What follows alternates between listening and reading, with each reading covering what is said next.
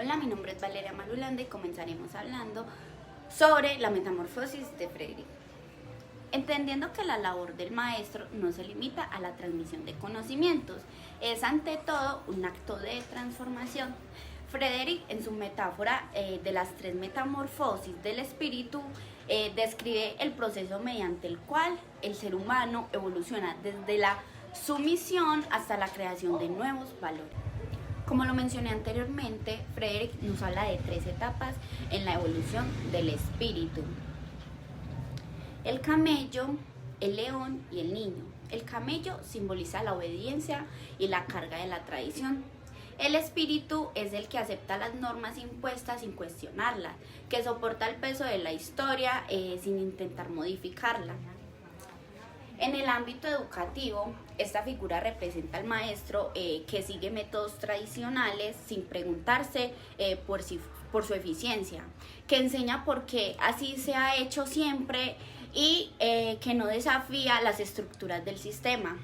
Por otro lado, el espíritu del león, a diferencia del camello, es un rebelde, rompe con lo establecido, desafía las normas y se enfrenta al tú debes impuesto por las tradiciones.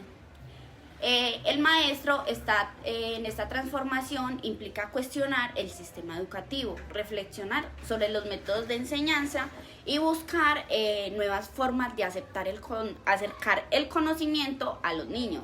Sin embargo, se entiende así que el león es un deseo de destruir lo antiguo y que aún no está completamente libre. Por último, es la del espíritu del niño, donde se alcanza la verdadera transformación. El niño, para Frederick, representa la creatividad y la capacidad de decir sí a la vida. No se aferra a las tradiciones ni se limita a la negación. En su inocencia y libertad es capaz de crear nuevos valores.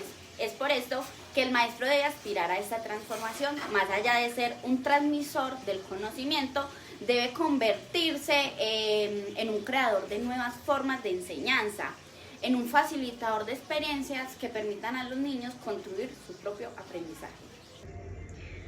Por otro lado, en Humano demasiado humano, se habla de que el ser humano en su vida social se encuentra atrapado entre normas, costumbres y valores, pues que han sido heredadas sin ser plenamente cuestionadas.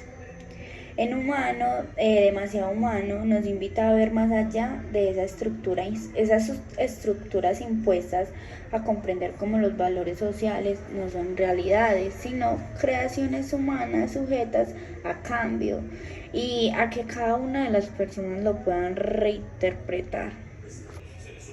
Por otro lado, se señala que la sociedad moldea a los individuos con ideales de virtud, que muchas veces no son más que el resultado de unas tradiciones impuestas. En este sentido, el maestro enfrenta ese desafío de no imponer una moral absoluta, sino de guiar a los niños en esa exploración de diferentes perspectivas sobre lo que es bueno y justo, en lugar de formar seres humanos que simplemente se adapten a las normas sociales. Debe incentivar en ellos la capacidad de cuestionar y proponer nuevas formas de convivencia. Si la educación debe formar individuos libres y auténticos, el maestro debe asumir el papel de facilitador del pensamiento crítico. También debe ayudar a los niños a comprender que la moral no es una verdad universal e incuestionable, sino un conjunto de acuerdos sociales que pueden ser transformados. A continuación hablaremos del libro La Cuadra de Gilmer Mesa, entendiendo que la infancia es un territorio de recuerdos que se construye entre la inocencia y la dureza del entorno. En La Cuadra nos presentan una historia marcada por la violencia y la transformación de los niños en Medellín, donde el crimen y el poder definen el destino de quienes creen en sus calles. Este relato no solo une crónicas del pasado, sino un reflejo de cómo la sociedad moldea a sus niños y determinan sus caminos. La educación en este contexto no se da únicamente en las aulas, sino en las calles, en la esquina donde la delincuencia ofrece un destino más tentador y aparentemente más fácil, del que promete la escuela. En la cuadra, la moral del barrio premia la lealtad y la valentía. En un sentido pues distorsionado, donde la autoridad lo ejercen los patrones y donde el respeto se gana con sangre. El deber ser del maestro no se limita a enseñar a leer y a escribir, sino a ayudar a los niños a comprender su realidad y a cuestionárselas. También la ética en la educación debe centrarse en formar seres humanos capaces de reflexionar sobre sus propias decisiones, de resistirse a esos caminos impuestos por la necesidad o la presión social. Cuando hablamos de la ética, nos referimos al conjunto de principios que guían nuestras acciones y nos ayudan a diferenciar entre lo que consideramos correcto o incorrecto. Por otro lado, hablaremos de la ética heteronoma y autónoma.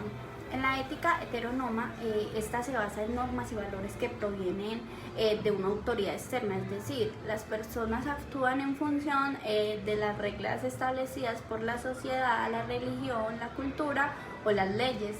En este caso, el individuo obedece porque reconoce una autoridad superior que dicta lo que es correcto o incorrecto. Por otro lado, la ética autónoma implica que cada persona evalúe y asuma la responsabilidad de sus acciones en función de esos principios que consideran valiosos.